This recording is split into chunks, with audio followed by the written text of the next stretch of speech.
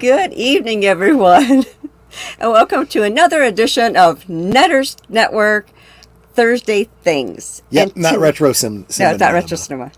And tonight we are celebrating us. So, salud. So, 31 years of marriage. And another year down, you still haven't smothered me in my sleep. I think I'm doing pretty good. Yes. I could turn off your CPAP, but all that would do is make me give me a headache, make me snore, and keep you awake. Yeah, we got a guest room. That's true. So I want to welcome everyone. Let me put down my wine glass so I can scroll back through the comments so I can say hello to everyone. Yeah, it's like I'm kind of looking off because my laptop's in front of me, but I'm using Troy's camera.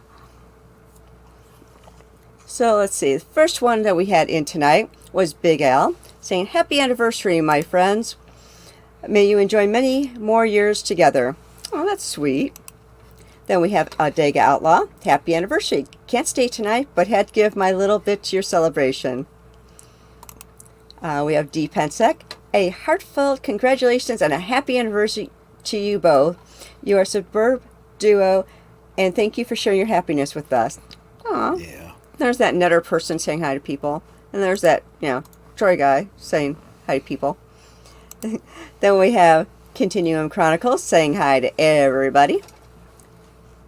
And, of course, we have Luddites Are Us. "I know his secret identity, though." Say, "I'm working a double, may not be able to be on or be on long, but happy anniversary to you and Troy. Give him a big old kiss for me." Well, I have to now. Mwah. I don't think he ever actually kissed me that way, but salud. Let's see. Who else do we have? Deleted scenes. And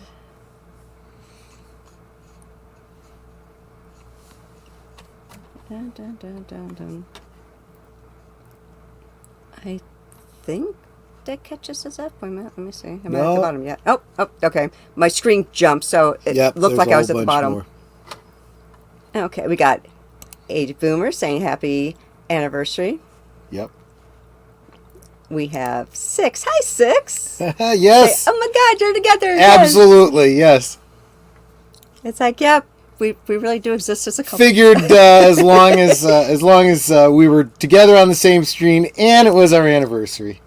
Gorilla Random Thoughts. "Happy 31st anniversary. Question for Netter. How have you put up with this?" Yeah, well, I know, right?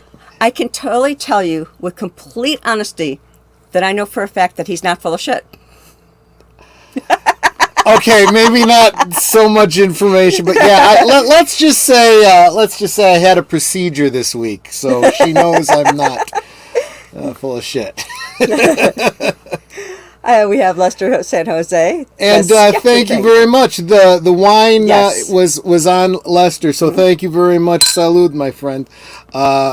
In a future stream, I will thank you properly on my stream with the song. Let's see. We have Sir Torrin Clegane. "Happy anniversary." Disney Sheepherder. "Howdy and hail. Stop by real fast to lick the like button. Is it tasty? And show support. Have a great stream." Let's see. Lester San Jose again. Hi there. That's Sir Torrin, right? Lady Miss. Hi, Lady Miss. With her pretty blue hearts for me and the roses for Troy. Happy anniversary. And 31 years. I think that's everybody. If I missed you, please let me know, because my screen kept jumping. And of course, I haven't typed "hi, sweeties" into everybody, so I'm going to just say it. Hi, sweeties. Yes, there you go. And 31 years, that might be longer than some of the people in our chat have been alive, possibly. Yeah, you youngins.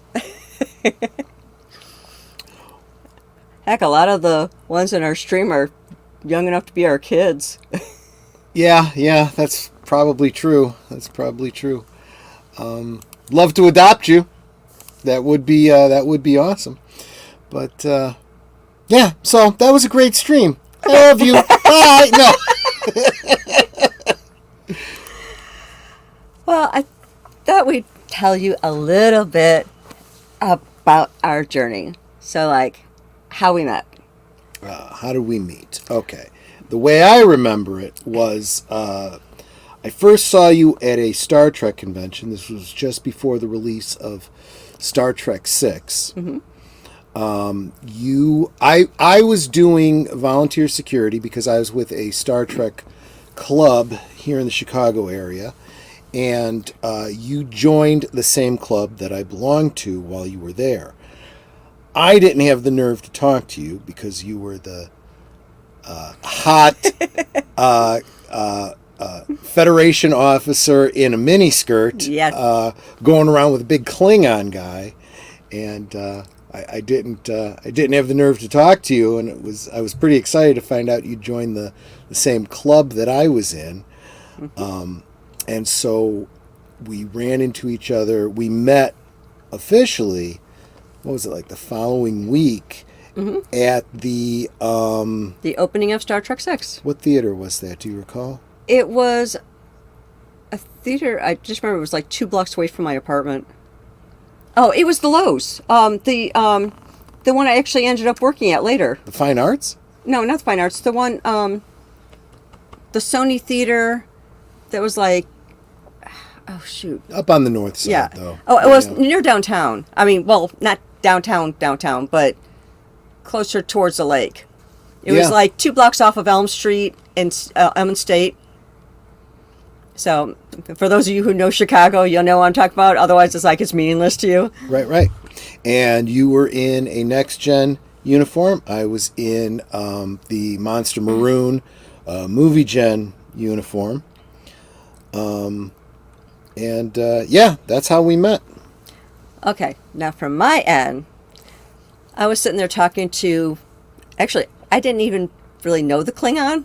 I started talking to him because I thought his uniform was really neat looking, and so I was asking him questions about it. So we were just sitting there chatting, and something made me look up, and I look across, and Troy's just standing there staring at me, and I'm thinking, what's this guy staring at?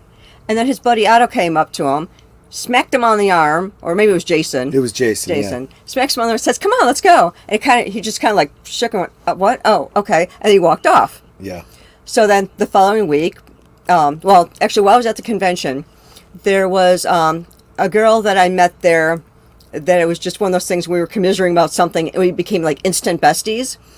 And she was telling me about the Star Trek club she joined. She goes, "Oh, it's going to be really fun. It's role-playing through the mail. So it's like every time you get part of a scenario, you write what your character is going to do, and then you send it back, and then once we complete, the whole thing." This was in the days before email was a big thing, by the way. So we were doing it through the mail.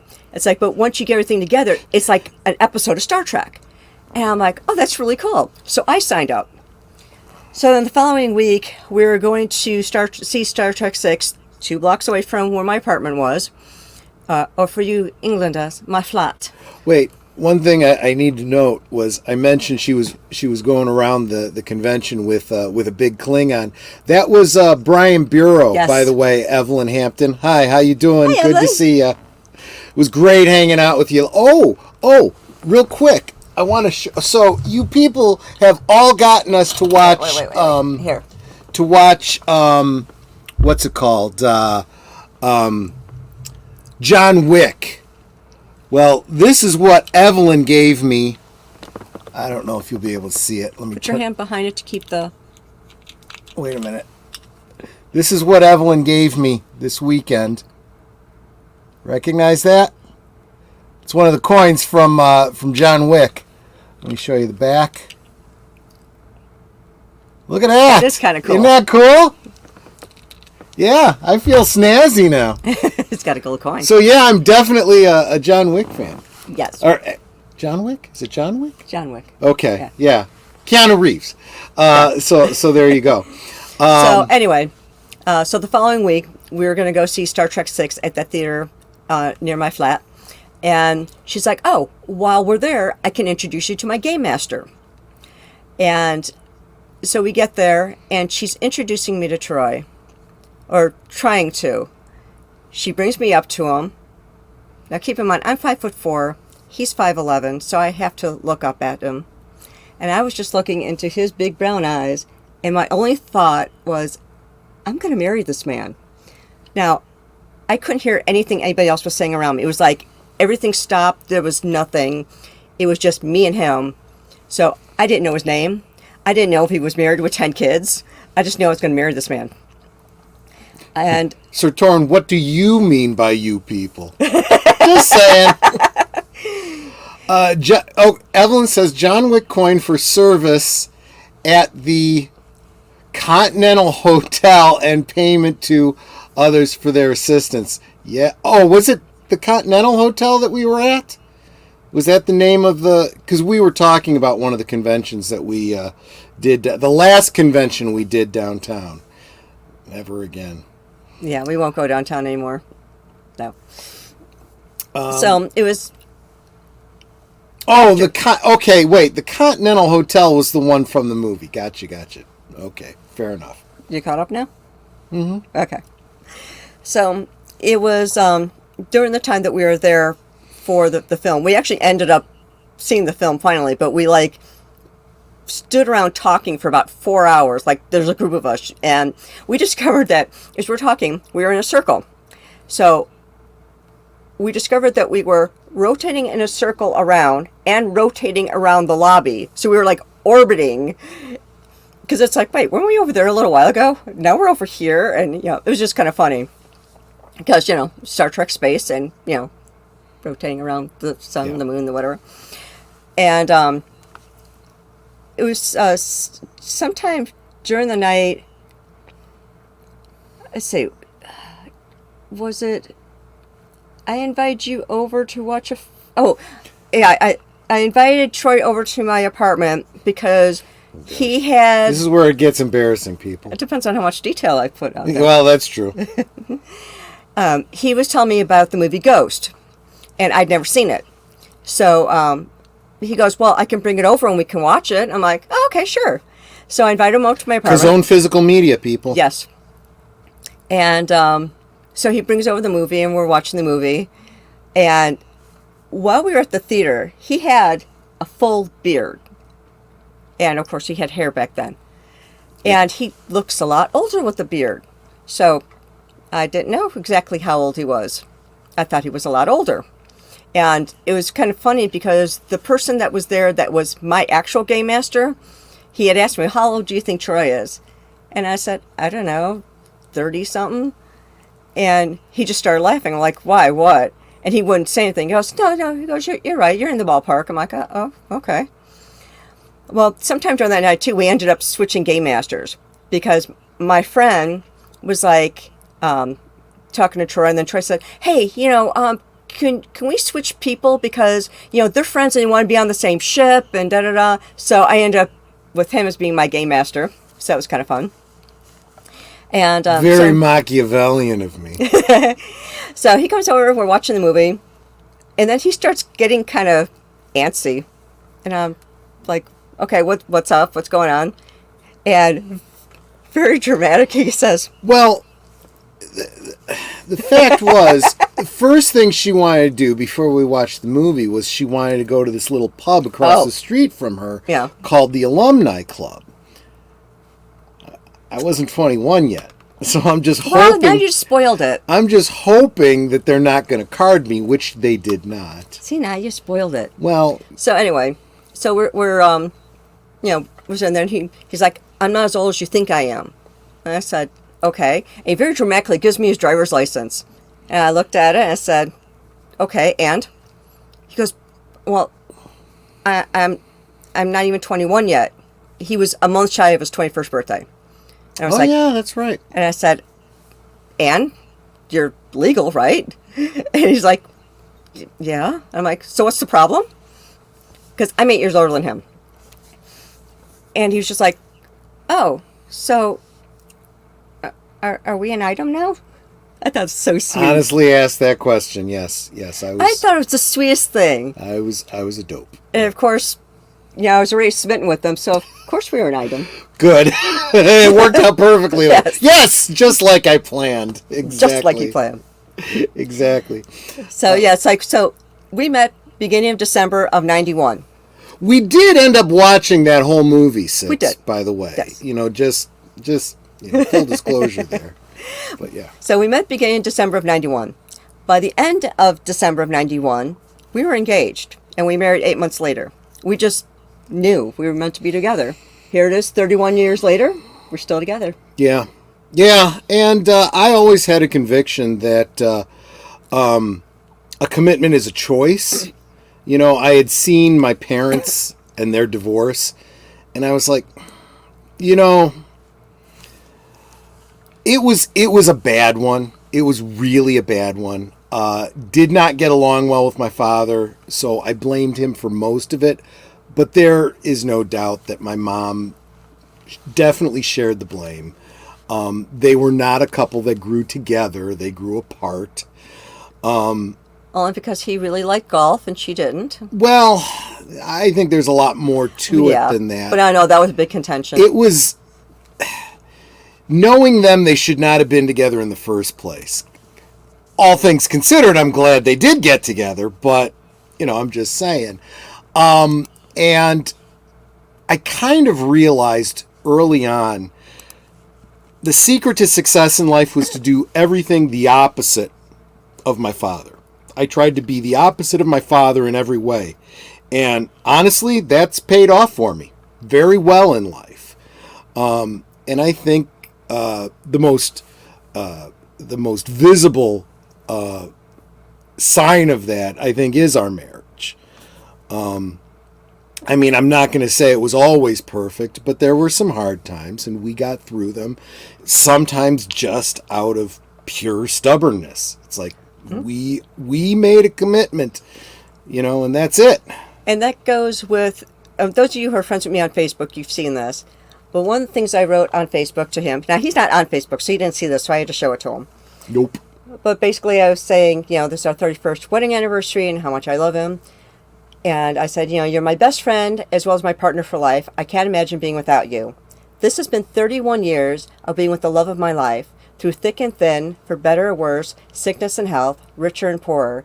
Few marriages last like this anymore. Few marriages survive the different parts of this promise to one another.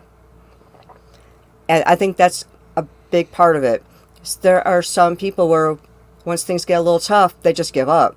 You can't give up. You have to power through. Because there's always something on the other side. Big Al brings up a great point. Would their mashup name be Nanroy or Trinette? Is there another option that involves netter? Netoy? Netoy. Well, if we take the first... Treader? If we take the first part of netter and the first part of Troy, it's still netter. True enough. Yeah. So yeah, that's secret to, there is no big secret, sometimes it takes work, I gotta say, modern social media makes me cringe. A lot of you guys have probably seen this. There's some gal on right now. I don't know why she's trending. I don't know who she is. But she's been divorced like 5 times or something like that. And she says that, marriage is a commitment, but this is your life you're talking about. If it's not right for you, get out, move on. And, all the comments are like, well, yeah, that's pretty much why you've been divorced 5 times. Yeah. And, why do you even bother? And, she was boasting about being married at 19 and then divorced at 21 and then married again at 23 and divorced by 25 and it's like, this is not something to be proud of. Yeah. You're not going for the high score. It's more like golf. The lower the score, the better. So I mean, like, I was married before, but I was married for 10 years before we went our separate ways, just because we were totally incompatible, and it was nothing like, he cheated or anything like that, or he was a drunk or he did drugs or anything. we were just incompatible. There was nothing that clicked. And after 10 years and 2 kids, we're like, this really isn't working. Well, I mean, you could introduce her to your father, Sir Torin, but she's pretty young, so she might kill him. But I mean, whatever, I'm just saying. I mean, but yeah, I mean, that's, and, now I look at things like the Barbie movie and stuff like that, and the way the modern fourth wave feminists look at relationships, look at men, look at all of it, and it's like, why are you even bothering? The big thing that they like to harp on is the incels. Do these women not realize that's basically what they're making themselves? I mean, you in your youth, you may believe you can get any guy anytime you want. No. There's a very finite amount of time that works. Eventually, the looks go, and if there's not something more substantial, well, even if they got looks, if they've got bad attitude, they're still not going to get a guy. Well, no guy wants to put up with that. There is that element too. Most guys that have any level of intelligence realize that the first thing you see is how she looks, right? But as you get to know her, she either gets more or less attractive as you get to know her. And there have been plenty of women that I've known that were very attractive until they started talking. And then it was like, yeah, not even with your Johnson, buddy. No way. Nope. Yeah. And it's like you can be beautiful, but if you've got an attitude and you... Yes, Lester knows who I'm talking about, because she did say that. Marriage is sanctimonious. Yeah. I don't even know what she was... in one breath, she says, yeah, it's a commitment, but... No. Once you say commitment, there is no but. And that's kind of one of the things that I said to Nanette on our wedding day. I said, you realize we're going to vow till death do us part. I take that very seriously. If you want out of this marriage, one of us got to die. And he tells me that, he's going to live forever or die trying, so I guess he's stuck with me. Look, I'm not afraid to die. I just don't want to be there when it happens, It's an old Woody Allen joke. Yeah, but if you're a pretty girl, that's great. But if you've got a bad attitude, you're not going to keep a guy around you very long. Is that what she's known? She's a porn star? Is that why she was trending? I had no idea. Okay, well, that explains a lot. Oh, she's trending on Twitter. Twitter, okay. In that case, why is she getting married? Why is anyone marrying her? Oh, hi, Fluff Chick Productions. Oh yeah. Hey, how you doing? I'm an artist who plays RPGs and collect Transformers. When I met my wife, she liked art, RPGs, and Transformers, so we were engaged a month later. Yeah. Yep. Well, in fairness, I hung out with Continuum Chronicles a couple weeks back and got the whole story as he was renewing his vows with his wife. So, I mean, know. Hi, Fletcher Williams. You both look amazing. Happy anniversary. Oh, thank you so much.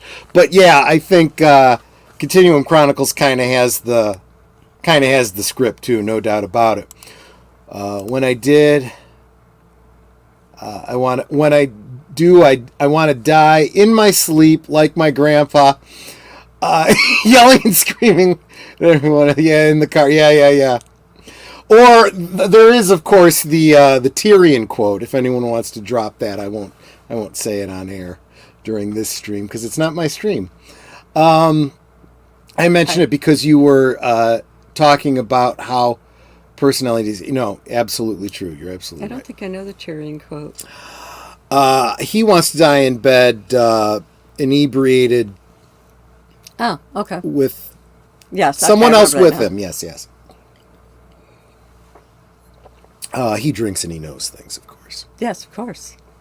But by the way, I guess for the sake of our patron tonight. The wine we are drinking. This is not it's not technically a sponsored stream, but Lester San Jose, of course, bought us two bottles of my favorite wine, Cherry on Top. Not terribly expensive, but very, very yummy. In fact, it's been my experience. I'm not a super wine connoisseur, but my favorite wines do tend to be the less expensive ones. And this one's a sweet red. It is, yeah, which sweet generally means a little less alcohol. I still got half glass. Okay. See, now my dad, he thought he was a wine connoisseur. His favorite wine was Mogen David. Every Thanksgiving, Christmas, we had a bottle, and he thought it was most primo stuff. Now, don't get me wrong, it tastes good, but it's not top shelf wine. I think it's $8 a bottle. Fluff Chick Production says, when I die, I want it to be quick. I hear that a submarine run is a great way to make it a quick death. Too soon. No, not too soon. When Darwin does his work, it's never too soon. Kind of makes it. No, I guess it's not 2A adjacent, so Brandon Herrera probably wouldn't have talked about it, but he would have done a Darwin on that one. No. And Lester San Jose, of course, approves. He says his kind of wine, too, so thank you. If it was a drier wine, it would be more like a Merlot, which he really likes. He loves Merlots. I don't like Merlot so much because it's so dry. It always just sucks all the moisture out of my mouth. But the sweet reds aren't bad. I mean, honestly, Six, think about it. I mean, there's fast ways to die. That's instantaneous. I mean, I've actually seen doctors talking about it on YouTube, talking about the speed at which thought is processed and stuff. They didn't even know what was happening. They didn't even get as far as before it was done. There was no realization. There was just what's the the old TV tubes? Boop! That was just it. Well, even that takes a while to shut off. Okay, so Fluff Chick Production says for her a Malbec. Isn't that a drier wine? I see. This is how little I know wines. I know it's a red. I mean, but if you like sweet reds, Chateau Saint Michel has a nice red wine. Yes, red. They do. We visited that winery. Yeah, we were out at their winery in Washington some years back, and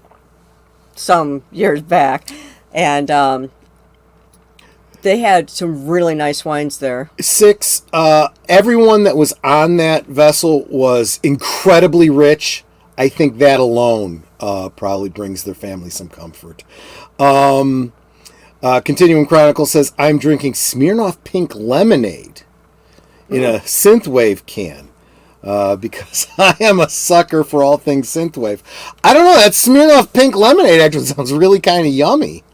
If you ever want to buy me a drink, that's probably what I'll be getting then. Hi, DJ Ronnie G.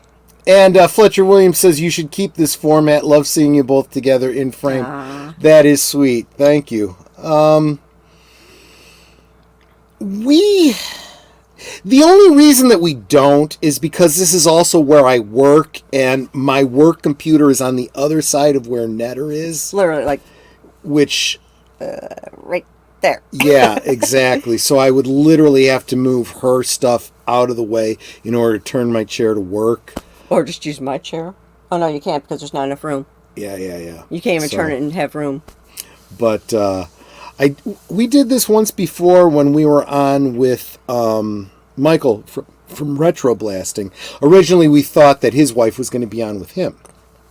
She wasn't. So, oh well, whatever, on special occasions, this is definitely what we will do. Because, as old-timers. You don't have to, Continuum Chronicles, but if you want to, do you have the It's in the description. The link is in the description if you want to do that, but honestly, you don't have to. Most every stream I do on Fridays has the link in the description, except tomorrow's. We'll talk about that a little bit later. But I am asking that you don't buy me a drink tomorrow night, and I will explain why later. No. So, DJ Ronnie G, hail and good evening. Thank you for joining us for our anniversary. Thank you so much. We are celebrating our 31st wedding anniversary tonight. And thank you so much. Yeah, normally I don't drink during the week, but I will not be drinking tomorrow night. And we're celebrating our anniversary, we have to have something to celebrate. Absolutely. And so any questions for us old farts? Absolutely. If you got any questions, shoot them at us. But so I guess we could argue that Star Trek brought us together. So when I see people on social media say, oh, it's just a TV show, why are you complaining, blah, blah, blah, blah, blah, blah. You know, first, shut up. Second, what's not important to you has no bearing on what's important to other people. True. And you have no idea what certain things, how they've impacted other people's lives. Star Trek was directly responsible for Nanette and I meeting, you know. And I can even go farther back than that. Because I used to watch Dark Shadows way back in the day. That got me starting to go to conventions because I didn't know about conventions before I was watching it. And then I saw this commercial for a Dark Shadows convention. And I love Dark Shadows. So I went for that. And then after that, it's like I was watching Star Trek. And there were Star Trek conventions. So into those. And that particular Star Trek convention that I went to where I met Troy was actually treated to me by a friend. So they like paid for my hotel room. And my tickets so I can be there just because I knew how much I liked Star Trek. And it was really nice.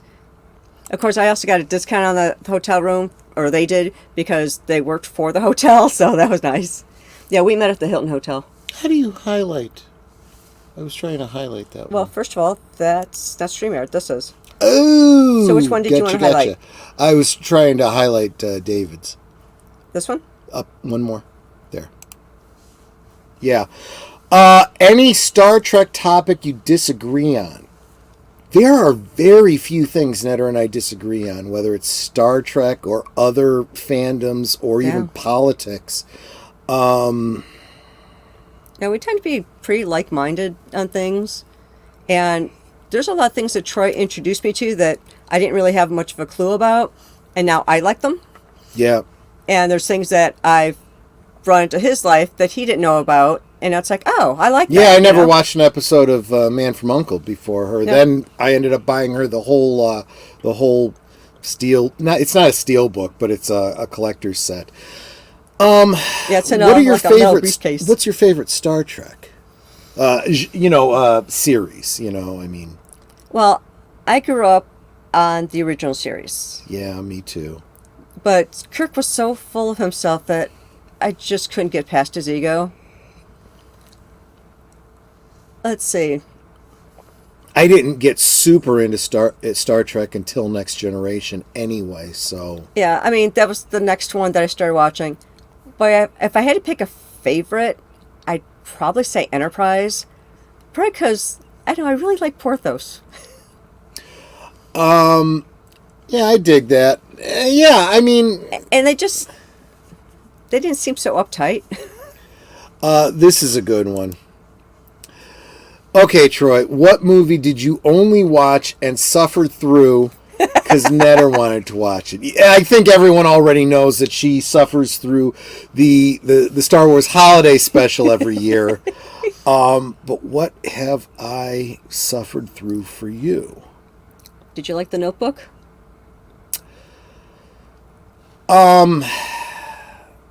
I guess I liked The Notebook kind of the same way that I liked Sound of Freedom. You don't enjoy it, but you don't dislike it. It's still a good movie.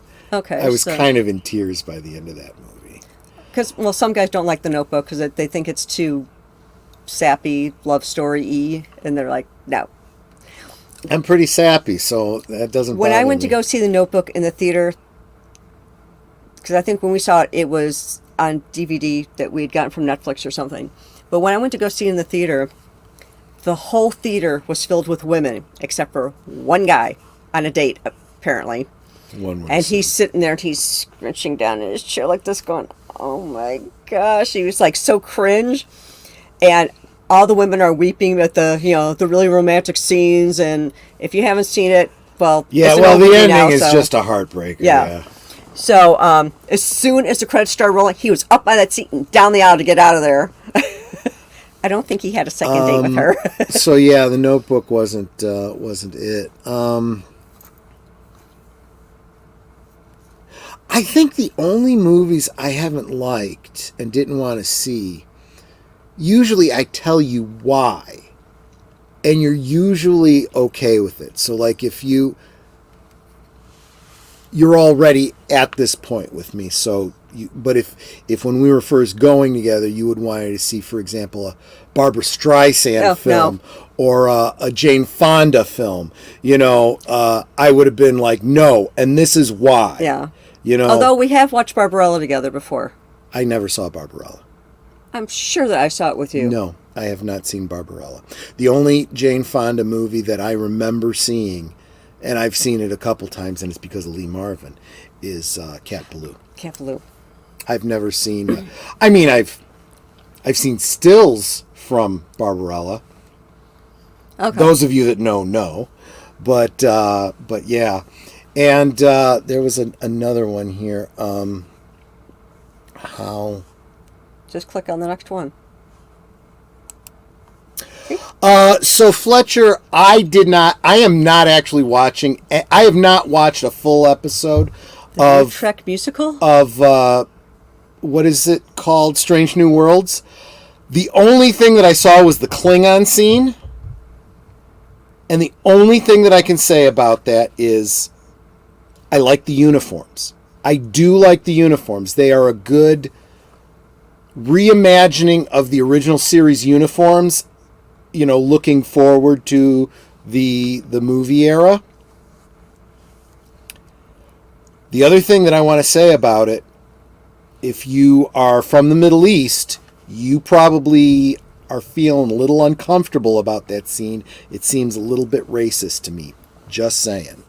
But yeah, no, I have not seen it all the way through, and I am not really watching it at all. Okay. I'll buy you a synthwave drink, but you have to sing. I'm never gonna. You want me to rickroll you, and you have to dance like he does in the music. Well, I'm gonna have to watch the music video. I will do that though. I will do that. So when you buy that drink, you're gonna have to not only notate that you are buying me that specific drink, but you might have to send me like a picture or a link or something so I know, what to ask for when I go to Benny's. But I will do that. I like that idea. That is actually very funny. So I will absolutely do that. Do you guys? Oh, Big Al. Do you guys have a song? Yes, we do. You gonna sing it? Well, you guys remember? I can't really sing it. It's not really in my range. But if you guys think about it, we were talking about the movie that I went over to her place and we watched together. So you guys probably know what that song was. That's why it's our song, because it's the main song from the first movie that we watched together. David Pensek says Garrick rules. I agree. They're retroactively trying to say that he's gay, by the way. For those of you who are stumped, it's Unchained Melody. Unchained Melody by the Righteous Brothers, absolutely. Yes. Big Al loves The Notebook. The Notebook is the one where the... okay, yeah, spoilers, they both die at the end, Fletcher. And that's the heartbreaker. They both die together in each other's arms. Troy, can we get a real Klingon song instead of San Francisco Klingon choir voice? Yeah. I should really think about doing that. I should do a Klingon song. I will do one of these days. Okay, I'll tell you what. Gorilla Random Thoughts. You buy me a drink, I will do a Klingon song for you. I will do a Klingon song. How many Klingon songs do you know?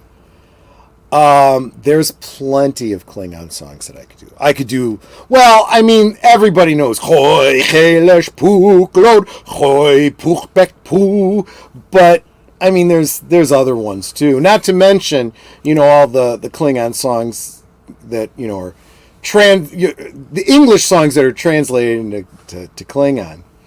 Look up the Klingon Pop Warrior.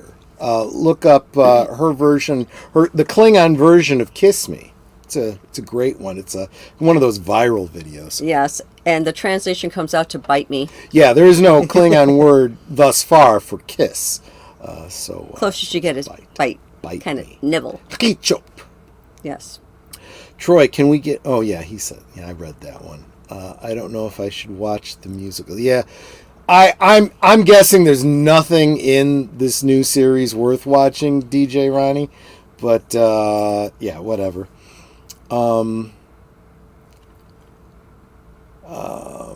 Yep, Unchained Melody, absolutely right, David, and we should do a Klingon. You should do a Klingon song. Yeah, I absolutely will. One of these days, probably in connection with a drink. If someone wants to buy me a blood wine or something like that, no doubt. I can in 3 weeks or so. I owe my kid's mom some money to get my power back on because I forgot about the bill because of car. Yeah, no, I understand. Yeah, I know what that's like. I hear how that goes. There you go. But yeah, we've done. See, and that we've talked a lot about Star Trek, but it wasn't just Star Trek. So many things, so many random fandoms, as another channel names herself. We do everything together. Yeah. We've worked at a lot of companies together. Now we work at 2 different companies, but we work from home together. Even though he's downstairs and I'm upstairs. That's just because we got to take virtual meetings and stuff. You need to be able to hear and whatnot. You need a little bit of privacy, but yeah, we do pretty much everything together. Star Trek and the cons and everything, we do all that together. Mm-hmm. We got into Victorian steampunk and reenacting and whatnot together. So everything we did together. There was no, okay, I'm getting together with the boys and going and doing this, and what. Even the things that we did separately, we did together. So, you guys know I play D&D. Netter wasn't real into the D&D, but when I was meeting with the guys in person, I had them over to my house, and we would play D&D here. Netter, being here, she'd make us cookies.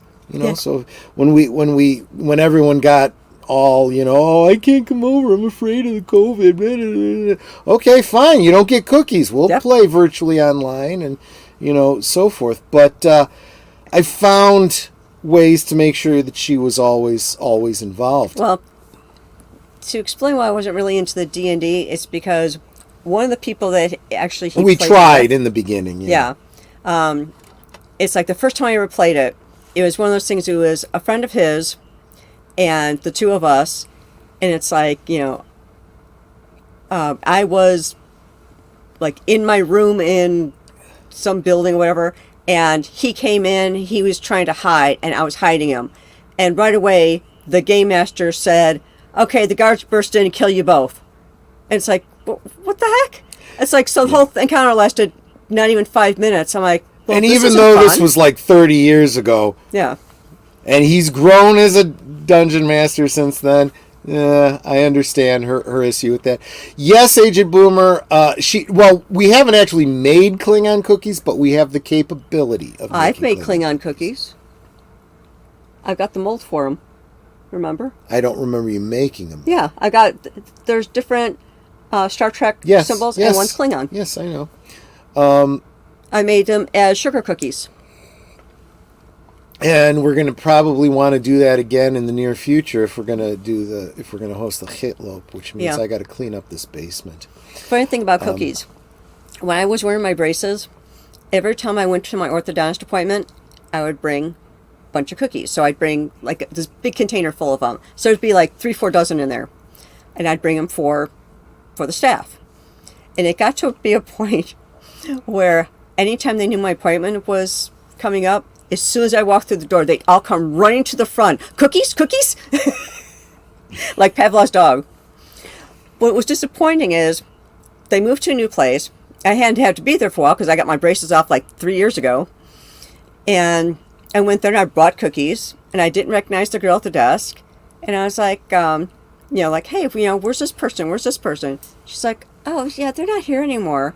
I'm like, oh. Okay. And I said, well, I brought some cookies. And she just looked at me blankly.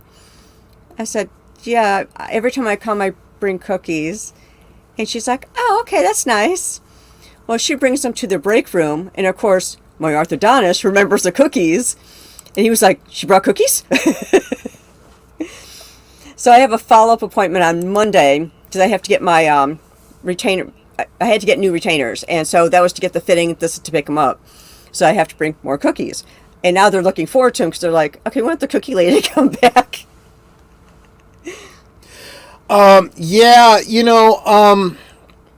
So those of you following my channel know that I've just started telling a story of a D&D game that I got going. And eventually I'm going to get to a point where one of the characters is going to... well, he's not going to drop out, but the character kind of changes.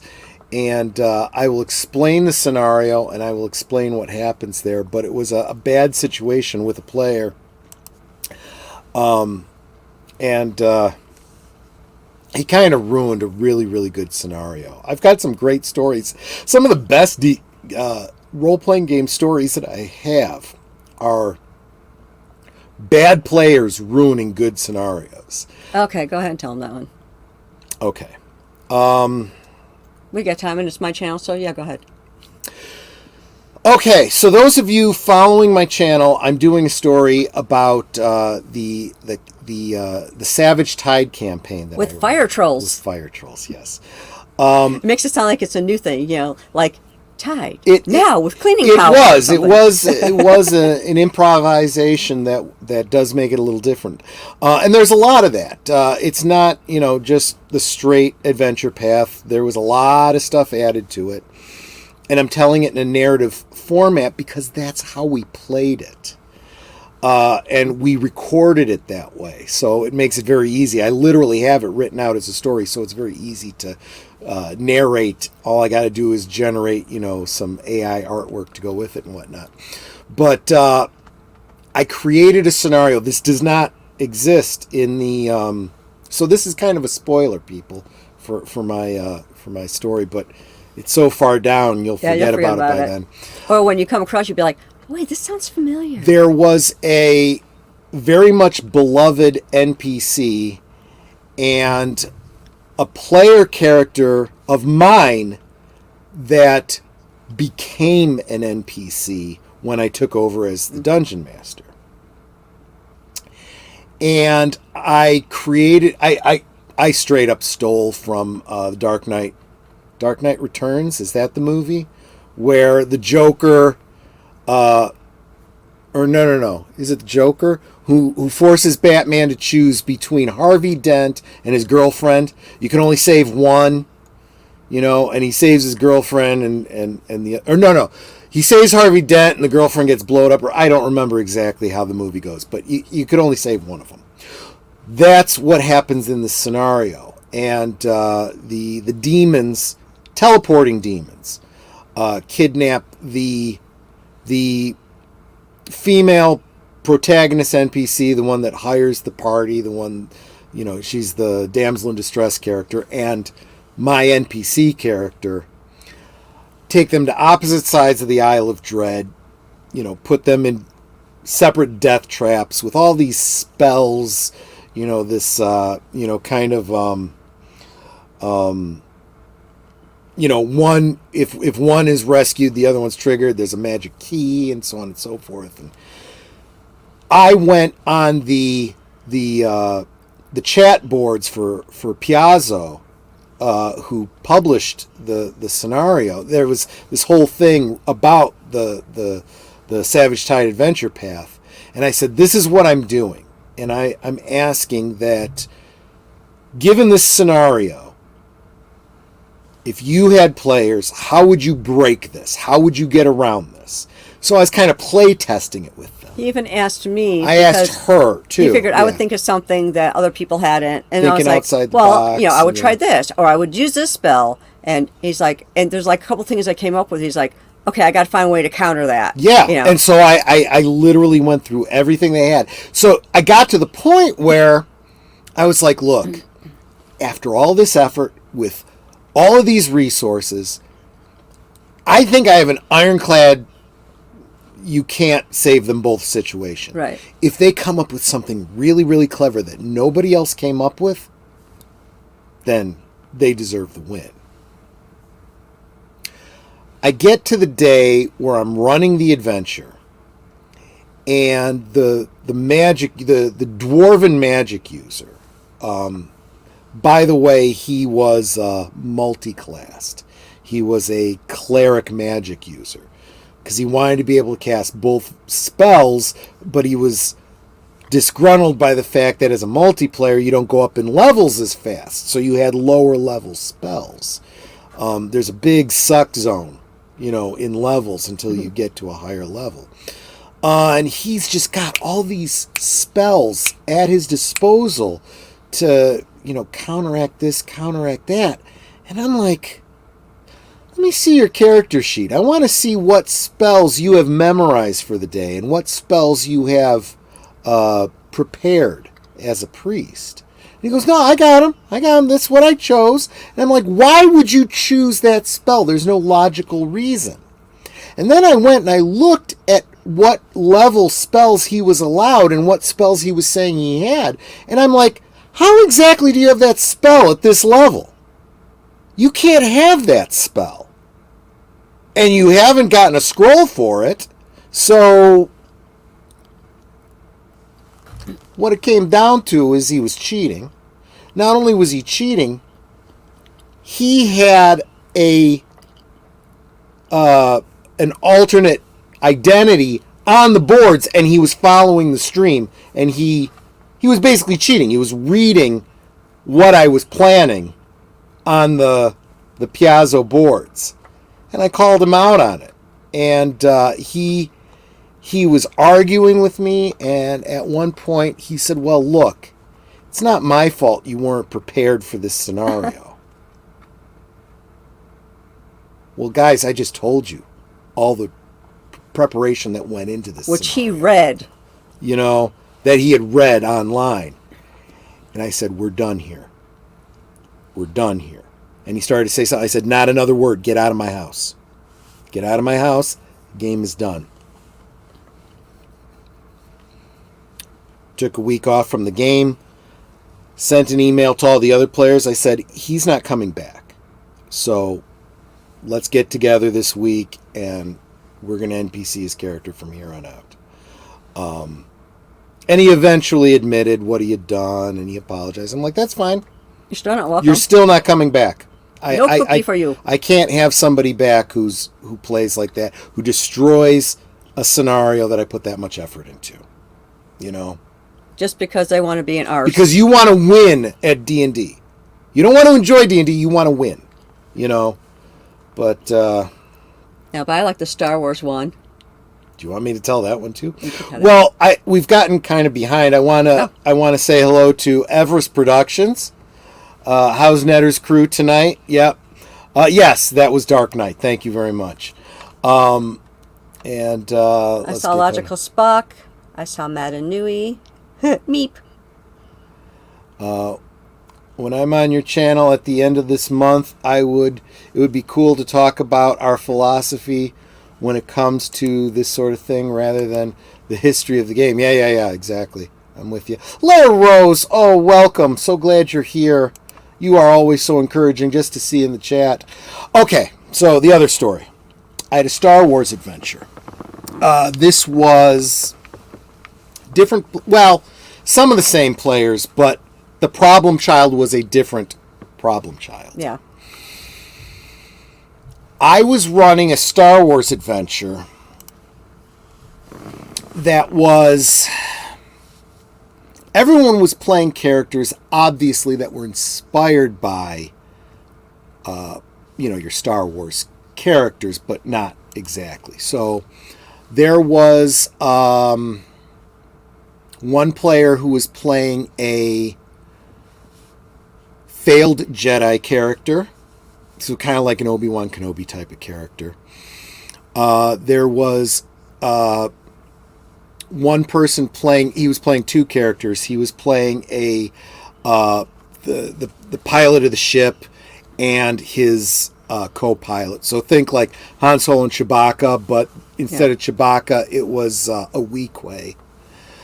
I'm trying to remember who else was. I guess it doesn't matter who else was in the group, but we were trying to introduce a new player. If I recall, I was at that group. I don't think so, sweetie. This was when we were playing over at Chris's house. Was it? Oh, okay. But we were trying to introduce my friend Patrick to the game. And I came up with this great idea. I said, here's what I want to do. I was thinking like 4-dimensionally in the game, right? I was like, we can create a character for you later. I want you to play an NPC as though he was a player character. So I had this whole situation. Part of the backstory for the pilot and the co-pilot character was that they had taken out a loan from a crime boss, kind of a Jabba the Hutt type character, and they hadn't paid him back yet. And every time they were supposed to get the money to pay him back, kind of a Han Solo kind of situation. But instead of, the whole, send Greedo, send the bounty hunters and whatever, they repossessed his ship. They literally sent someone to take their ship.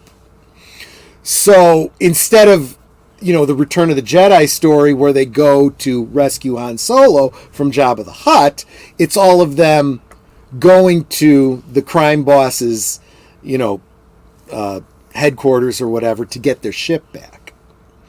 So the crime boss, rather than being Jabba the Hutt, is a giant pig-looking character named Horch of Kedar, and he's very much like Jabba the Hutt, except he's literally a figurehead, and he has a Boba Fett bounty hunter bodyguard, right? Named Novel Garant, in armor, kind of like a whitish type armor. You never see his face, kind of a thing. Not Mandalorian, something else.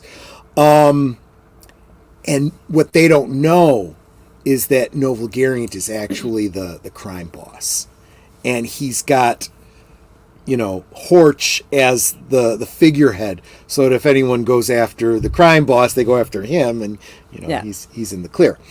So what happens is they show up, and the first thing they do is they shoot Novel Garant, right? Because you take out Boba Fett first, right? Okay, fine. Then they shoot everyone else, and they shoot Novel Garant. They just kill everybody, right? And then they go to the hangar bay. There's the ship.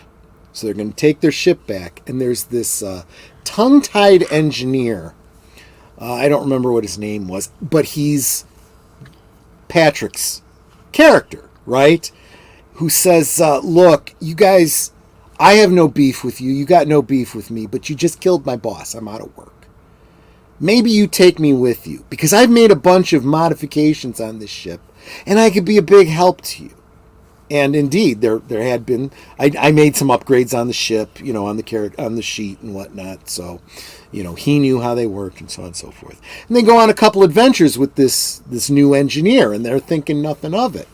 Then there's the raid on the Imperial garrison on a forest planet, kind of like the Ewok kind of scenario, right? Where they're so they get into the garrison, and they've got it all. They thought they had the what's it called? They thought they had the element of surprise.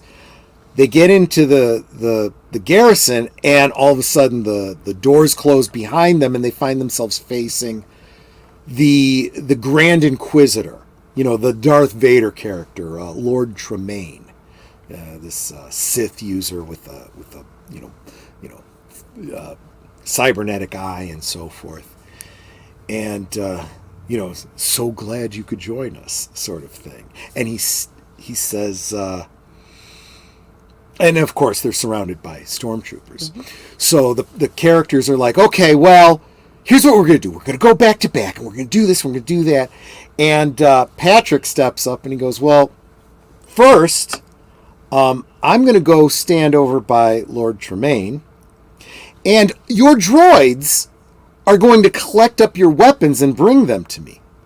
By the way, let me introduce myself. My name's No Vulgariant. And everyone's like, what? And that's where the game session ended. And they're taken away by stormtroopers, and the next adventure, or the next game session, they're going to start out in a prison cell, and they've got to escape. Yeah. And one of the NPCs that was also going to be in the prison with them was going to be the real character that Patrick had created for himself. In between sessions, the player of the Jedi character, who didn't play him like a Jedi. He was very, very close to going to the dark side the way he was playing the character. In fact, he did one action where Troy's like, if you do that, you get a dark side point.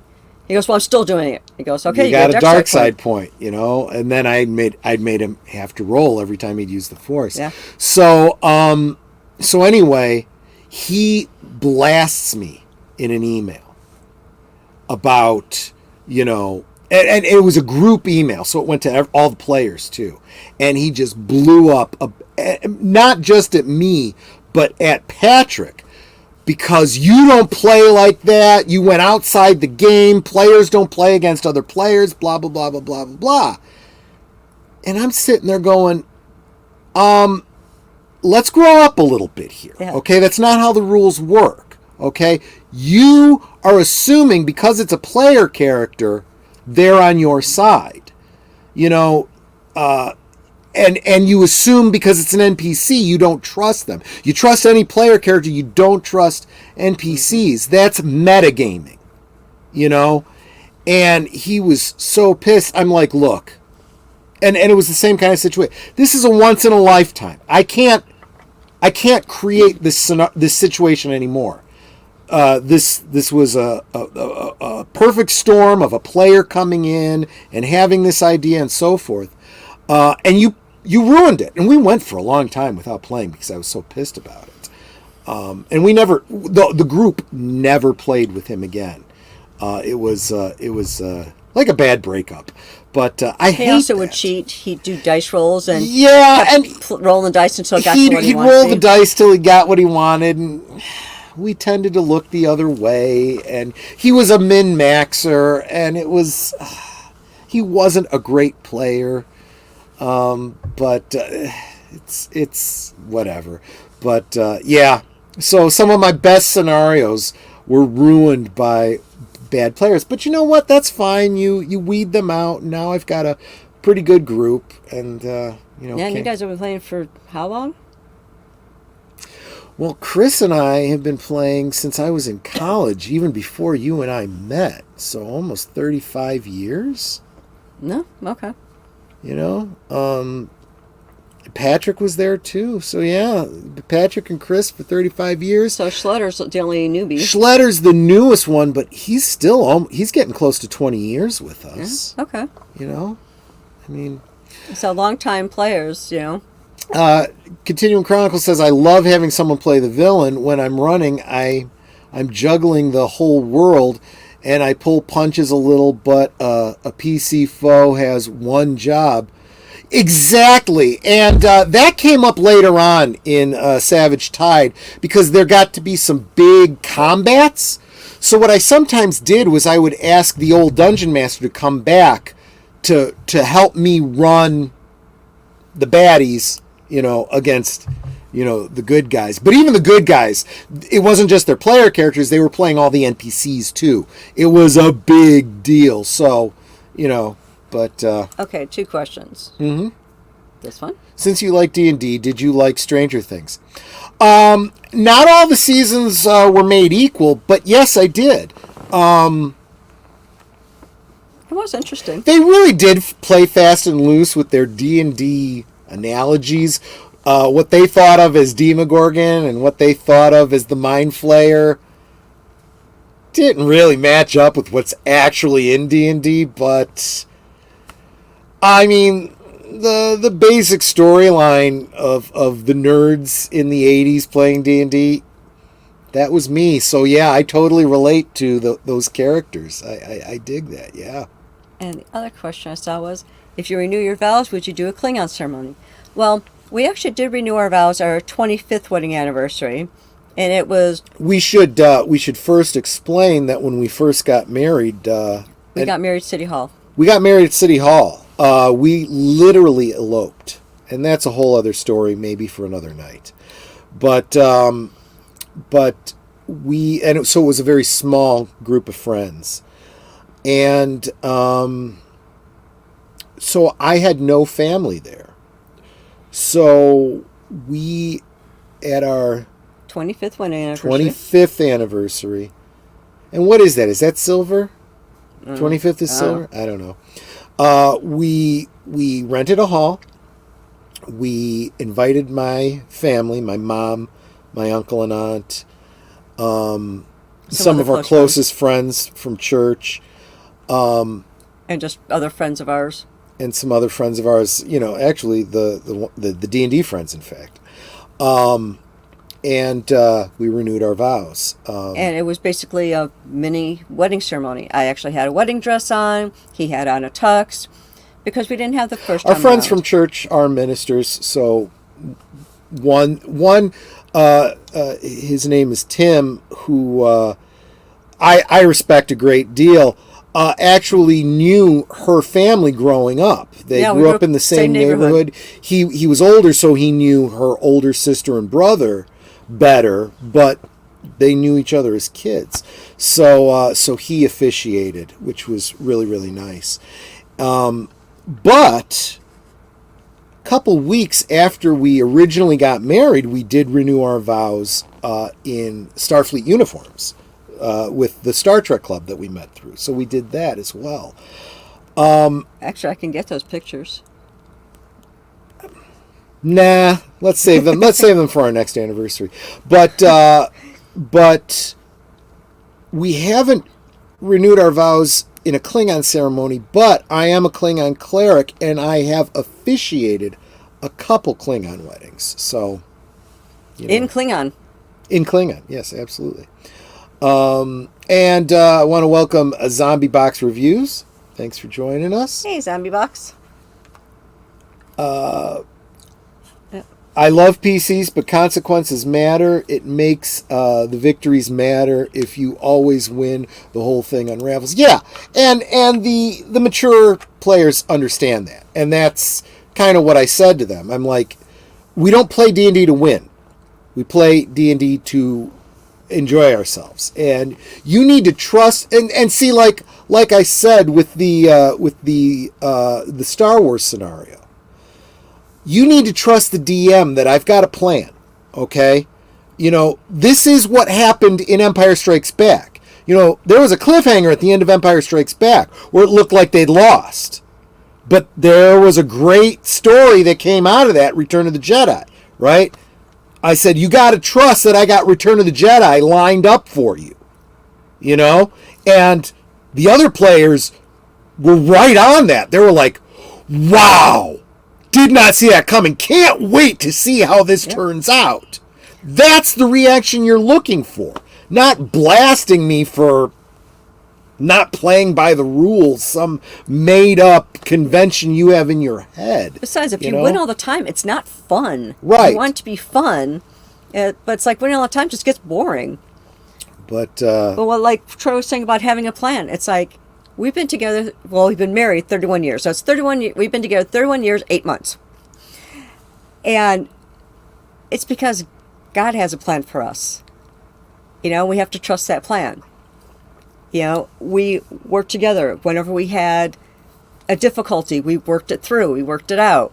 You know, there was a time, some of you may have known Troy when he was about 100 or so pounds heavier. You know, some people would be like, oh, gained weight, I should leave him or something. It's like, no. It's like, he gained some weight. Do I want him to leave me if I gain weight? No. And he ended up losing a bunch of weight. He's a lot thinner now, a lot healthier now. Yeah. It's like, but I was going to leave him because he gained a few pounds, was a little bit rounder. I said, I'm 8 years older than him. Is he going to leave me because I'm older? You know? No, it's not. I mean, he's not. You work through things. You talk things out. You figure out your plan. You know, we don't have any money this week. Okay, what can we cut out so that we can pay the light bill or whatever? Back at the beginning of COVID, we both lost our jobs at the same time, like 5 minutes apart. That was the danger of working at the same company. Yeah. Same company, same department. And so within 5 minutes of each other, we both lost our jobs. Yeah. First thought is, okay, how are we going to pay for the mortgage and all that? And I had told him straight out from the beginning, the first thing we pay is the mortgage. After that, we pay the electric, the gas, whatever. But the mortgage gets paid first. We need the roof over our head. If they shut off the lights, I don't care so much. But I need that roof over my head. Yeah. You need that roof over your head. So the mortgage always came first. And it just turned out that between us with the unemployment, we were enough to squeak by. And then he got a job that November through the agency he's with now. And I ended up getting a new job the following March. And for me, my job started literally the Monday after my unemployment stopped. So it was very fortuitous. And since then, it's like I've gotten a raise. Excuse me. That's the wine. I've gotten a raise and promotion. And, you know, we're doing well. I try to put a couple bucks into savings every payday. So it's like, you know, if we have another situation where one or both of us lose their job, I've got something to carry us over for a month or two, you know. Continuum Chronicles points out, if people marry based on looks, weight, age, etc., they are in big trouble. You know, this is exactly the kind of thing I was thinking about I didn't know she was a porn star, but that one that I was talking about. Like, I am not. Not you. You know, that I was talking about earlier, that was talking on Twitter about, you know, divorcing over as, well, you know, those looks are not going to last forever. You know, I mean, so your career is not going to last forever, and your ability to pull in guys is not going to last forever. So you might want to get your stuff together. And the Bosco scenario, hello, thanks for stopping by. Yeah, we are probably going to be wrapping it up pretty soon. So, but we do thank you so much for stopping by. My Thursday shows are usually go about an hour. Yeah. I've taken her a little bit longer because she got me off telling these stories here. It's our anniversary. We can. But speaking of God having a plan, we've got a plan going forward at least through the weekend. Tomorrow night and I don't have the notes up, so I can't drop links to the specific streams. But you guys, you know, Deleted Scenes has been dropping the links to all of our channels, so hopefully you guys are subscribed to everyone here. Myself over on my channel, Tomorrow night on Last Call, very special stream. It will be a dry stream, and instead of buying me a drink, I am going to be asking you. I will have a link posted because my stream is going to be focused on Sound of Freedom, and I've posted the link for the Pay It Forward promotion that they're doing. Go see the movie and then maybe buy a ticket or two for someone else who may not be able to afford to go see the movie. This is too important a movie to allow finances to be a reason that someone doesn't see it. And that'll be my focus for tomorrow night. So no drink tomorrow, no drink link tomorrow. We'll be talking about Sound of Freedom. That's tomorrow night on my channel, 9 Central, 10 Eastern. And then on Saturday, that's you back here for Hilary Duff, A Cinderella Story. Yep, Cinderella Story. Again, that's at 9 Central, 10 Eastern on Saturday. And link will be provided so that you can follow along with us. I'll be hosting the movie off platform for those of you who don't have your own copy or have a stream of it or whatever. Always own physical media, by the way, people. That is Saturday. Sunday, deleted scenes. And actually, he had posted something earlier. He had posted the stream because, let's see, that would be 7 Central, 8 Eastern on deleted scenes. Hold on, I've got it here. It is unscripted. He's going to be talking about throw a lump of coal to your Witcher, I think it was. Yes, so I think we can guess what his stream is going to be unscripted. about. Episode 25, toss a lump of coal at your Witcher. Yeah, there you go. 8 Eastern, 7 Central. Which is a great lead into Aged Boomer's channel at 8 Central, 9 Eastern. Geeky Geezers, where we bring you the week's geeky news. There is plenty of it. Possibly involving a In Remembrance, and actually definitely involving an In Remembrance, unfortunately. And then after that, go refresh yourself and then get back to deleted scenes again for The Other Side of Midnight, which is, of course, after midnight Eastern time, which is after 11 o'clock Central time. Don't know what his topic is, but it's always a great stream. Mm-hmm. It's a mellow end of the weekend, lead into the week, taking it down a few steps. And honestly, I don't know what else is going on Monday, Tuesday, Wednesday. That brings us back to next Thursday. Who's your guest next week? Big Al, our big teddy bear. Big Al, who's here in the chat with us. Mm-hmm. He will be Netter's guest next week, and we will find out all about Big Al. Big Al Presents, how he got involved in the YouTube sphere, what he's got coming up. Definitely be subscribed to him. He's much better at getting content out than I am. He's got these great 10-word or less reviews of movies. But he's also got more in-depth reviews. Very fair reviews. Maybe slanted a little to the positive, but still very fair. Let's put it this way. When he doesn't like a movie, pay attention to that. Definitely. You only need 10 words for that. Well, yeah, exactly. This is bad. Okay, 3 words. Yeah. This was bad. Don't recommend. There's one for you, Big Al. Save that for some movie someday. Deleted Scenes just dropped the link. There you go. After Other Side of Midnight, number 13, with special guest Das Wurfen. Good. I'll be looking forward to that. So that's what we got this weekend, and guys. I want to thank everybody that came out to encourage us on our anniversary. I didn't even mention. So right over here, you see these 4 books. These were my anniversary gift from Netter. There's a bar guide, 2 books on whiskey, and 1 on bourbon. Because she's my enabler. he needs books on alcohol for his Friday night last call. Well, and I especially like this bar guide here because, one of these days one of you guys is going to buy me a drink and I'll have to look it up, see how to make it. So. Now, for me, on my normal channel,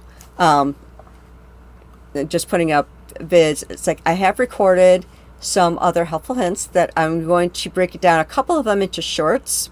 I mentioned this on a previous stream that there are a couple of, I guess you would call them life hacks. At least that's what somebody else called them. So I'm going to have a couple of shorts coming out. I don't like to call them life hacks, though. They're simple things everyone ought to know, but not everyone necessarily does.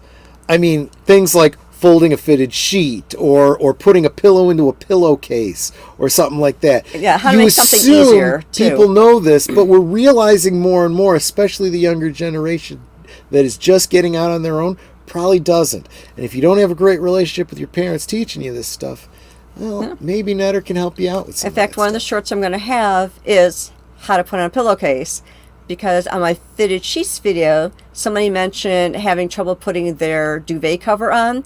And I was like, oh, it's like putting on a pillowcase, and explained how to do it. And they're like, I'd like to see a video on how you do that. I'm like, okay. So I made one. And so I'm going to be doing a short on that and a short on a couple of other ones I have. So look for those. I'm hoping to have those up within the next week or two. I'm going to try to. I've been so slammed with work that I haven't had time to do much of anything. That's why I haven't edited my other videos. But I figure shorts, I should be able to do them fast and get them up. I'm glad you corrected yourself, Big Al, because I was going to say that doesn't sound like an alliteration. Oh, no-brainers. Netter's no-brainers makes more sense.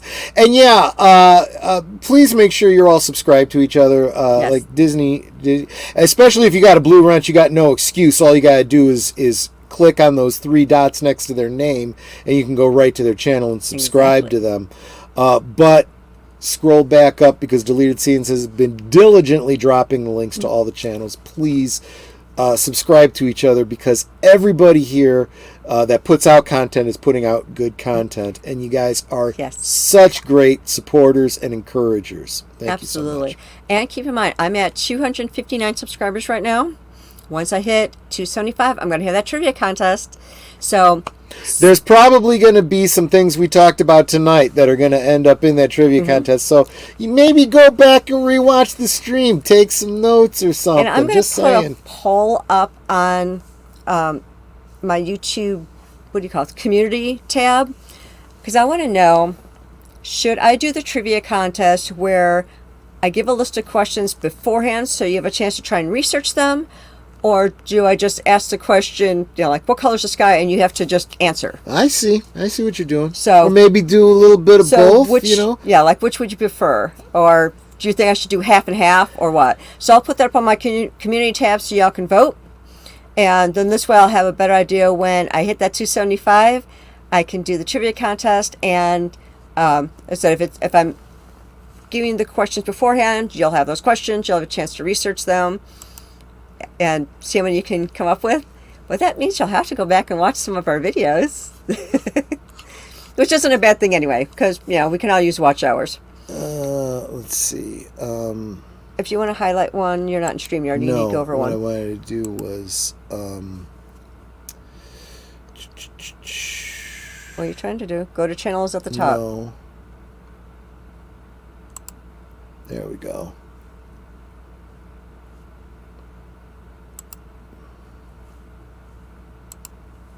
He's adding mods for me now.